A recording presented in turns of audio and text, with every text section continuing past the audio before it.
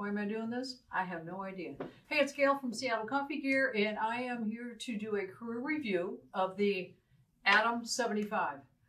Now, this is not for the faint of heart. Look at the size of this thing. 22 inches tall with the big hopper, which holds 3 pounds of whole beans. That's a lot of beans. That's all I can say. You can get a shorter hopper if you want to, but this is designed for, well, you could use it for light commercial. There you go. So it's got programmability. It has the double on this side, and it has the single on this side. And it'll actually tell you how many shots have been pulled through it. 526 on the double. And on the other side, 136. But what you can do on this is you can change the timing down into your portafilter. You can make it plus 365, 370. Looks like it goes up in 0.5 increments. That's a very small amount.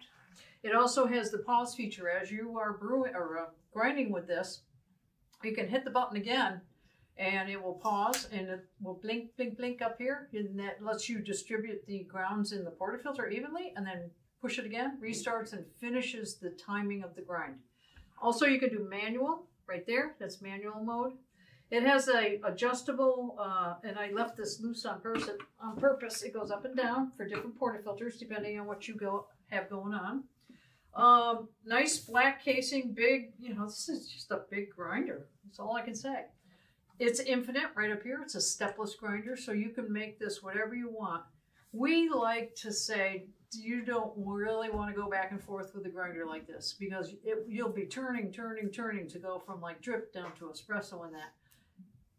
Buy it and use it for what you want to use it and leave it at that. And you're only going to make small adjustments depending on the roast date of your coffee and how fresh it is, and you know, the oils and all those sorts of things. So what I have the tools here for is I want to show you the inside of this.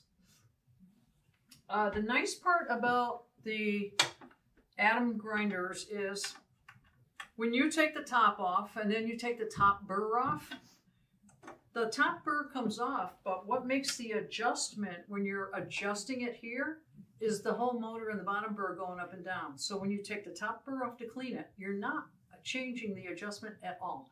You can put this back together and it'll be right back where it was. But since you've cleaned it, you might have to tweak it a little bit, but you're going to be right practically on the mark.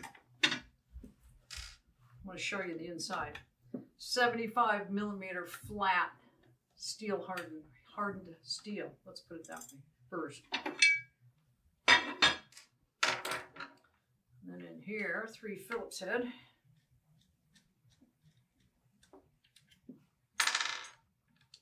Whoop, wrong one, over here.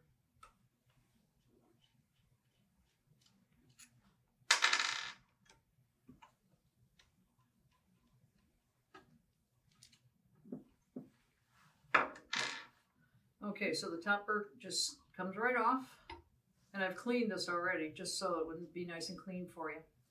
There it is, 75 millimeter, and then the bottom burr corresponds right here.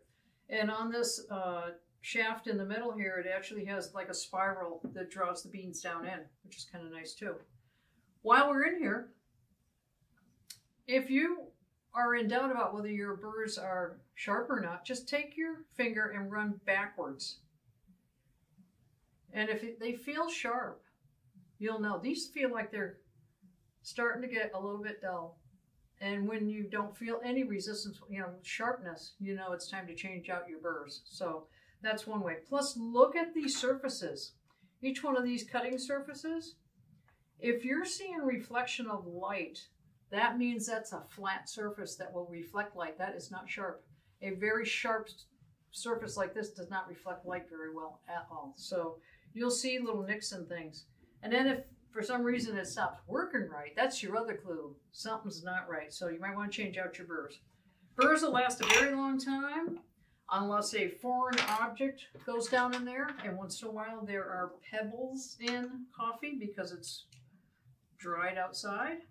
And the pebbles will, I've seen it, they look just like a coffee bean. So while the roasters look for that as they're cooling off the beans after they come out of the roaster, you know, they can't always detect that. I mean, you're looking at thousands of beans going by.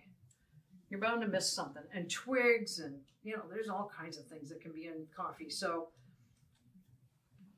that's usually the reason that a set of burrs will wear out. Or if you're using a harder beans, like I think the pea beans, they say those are hard. So anyway, let me just kind of put this back together. I won't bore you with the details of my ability to run the tool around, or not an ability, but whatever, because this is not going to prevent it from working. And I want you to hear how quiet it is. The Eureka grinders have insulation on the inside that make them one of the quietest grinders on the market right now, as of me doing what I'm doing the review. See this rubber, this is a rubber sleeve on here too. That helps to make things quieter. And let's the bean hopper sit down in there. What do we got? Oh, specially made for us by, I'm gonna get Brandywine Coffee Roasters, and they are in, I don't know where they're at. Anyway, they made this special blend for us. Seattle Coffee Gear Rainier Morning Blend. I had some earlier. It's quite good.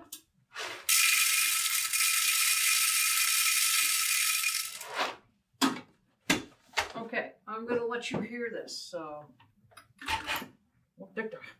that's not what I want. Let's do double. And then the pause. And then resume. Okay. Well, somebody has programmed it, but you can tell that this is very quiet and very consistent too. Quite like, I like this grinder a lot. I like the Eureka grinders for a lot of different reasons. Quiet, consistent. The adjustment ring here is very easy to use. It's a big grinder. I mean, that would be maybe a con for somebody in their home, but you can get the shorter hopper, which will take it down, 22 inches with the tall one. So check it out on our website. All the stats there, all 1400 RPM. You know, it's not, it's fast because it has big burrs, relatively fast, but it's not going to reheat, re-roast the coffee as well. Check it out on our website. All the stats are there. And don't forget to either email us, call us, contact us in any way you want with any of your questions. Come into one of our retail stores. There's always that. Bellevue and in Linwood, we have the retail stores, and you can come see us. And thanks a lot for watching, and don't forget to subscribe. Ciao.